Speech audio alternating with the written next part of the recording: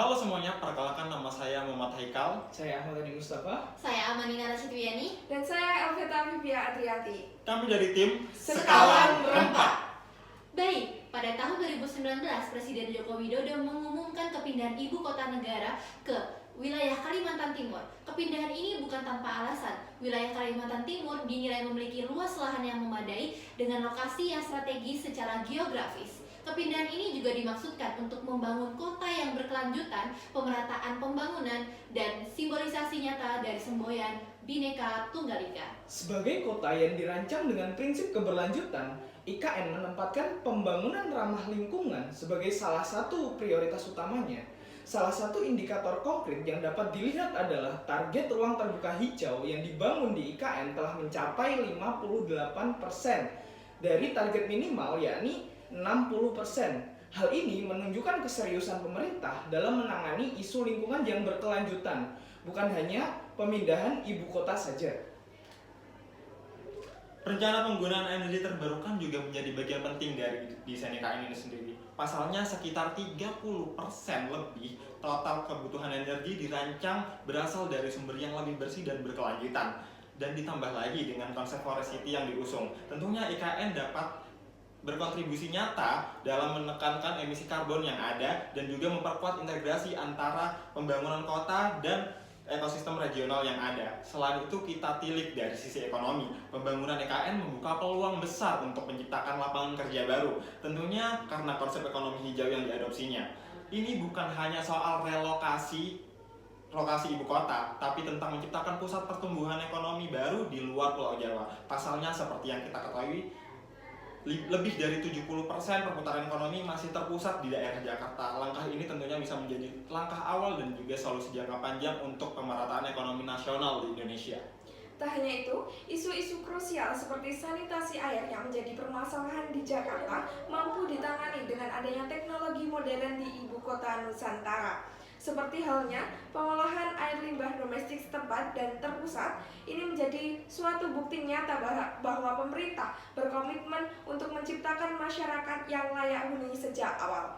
Secara keseluruhan, ibu kota Nusantara bukan hanya memindahkan ibu kota, tapi juga tentang membangun masa depan yang lebih merata, berkelanjutan, dan inklusif bagi seluruh masyarakat.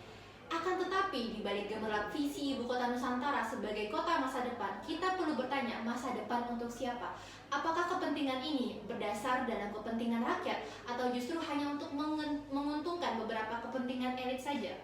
Berdasarkan laporan Transparansi Internasional Indonesia dengan judul Memantau Resiko Korupsi dalam Pembangunan IKN, ditemukan bahwa pengawasan anggaran sangat lemah dan potensi konflik kepentingan dalam skema KPBU cukup tinggi. Meskipun pemerintah menyebutkan dan menyatakan secara jelas dalam proyek IKN tidak terdapat kasus KKN sendiri, akan tetapi skema yang dibangun dengan proyek senilai 466 triliun ini berdasarkan mitra antara pemerintah dan swasta. Maka perlu dipertanyakan, siapa yang bisa menjamin tidak ada kesepakatan gelap?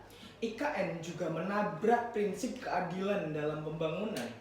Pada SDGs nomor 10 tentang pengurangan ketimpangan jelas-jelas telah diabaikan.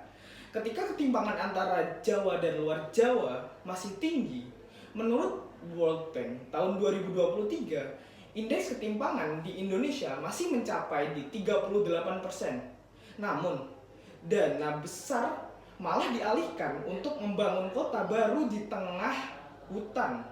Padahal dana tersebut bisa digunakan untuk membangun 10.000 sekolah di daerah tertinggal atau menyediakan akses air bersih untuk 1 juta rakyat miskin. Prioritas kita jelas salah.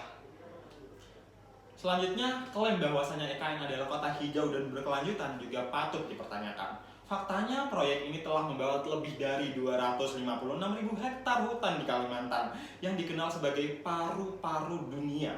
Ini bertentangan langsung dengan SDGs nomor 13 tentang perubahan iklim dan SDGs nomor 15 tentang ekosistem darat. Apakah pembangunan seperti ini benar-benar layak disebut berkelanjutan? Lebih parahnya lagi, warga sekitar proyek dilaporkan kesulitan air karena sumber air dialihkan untuk mendukung infrastruktur di IKN ini sendiri.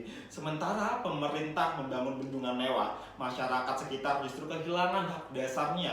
Ini jelas melanggar SDGs nomor 6 tentang akses air bersih untuk kita semuanya. Baik, generasi muda perlu kritis. Kita tidak boleh diam ketika uang rakyat digunakan untuk proyek yang berpotensi besar untuk terciptanya ketimpangan dan merusak lingkungan. SDGs 2030 bukan hanya tentang membangun kota megah, tapi juga tentang menciptakan keadilan, keberlanjutan, dan pemerataan. Jadi, kesimpulannya adalah bentuk keberlanjutan dalam lingkungan pada pembangunan ibu kota Nusantara masih dalam bentuk wacana, belum terdapat bukti konkretnya. Hal ini dapat dilihat dari banyaknya pemangkasan lahan dengan dalih pembangunan kota yang lebih maju. Hal ini menabrak dengan isu lingkungan yang dapat menimbulkan kesenjangan pada masyarakat lokal. Selain itu, pembangunan IKN yang masih mendapatkan kecaman dari masyarakat lokal, apalagi terkait sengketa pertanahan yang masih menjadi masalah. Hal ini perlu mendapatkan perhatian yang lebih dari pemerintah sehingga mampu memberikan keuntungan bagi masyarakat lokal maupun pemangku kebijakan. Pro dan kontra terhadap topik Ibu Kota Nusantara ini memerlukan diskusi yang lebih mendalam. Sampai bertemu kembali melalui diskusi interaktif IKN di lain kesempatan. Demikian dari kelompok kami Sekawan Rempak. Terima kasih.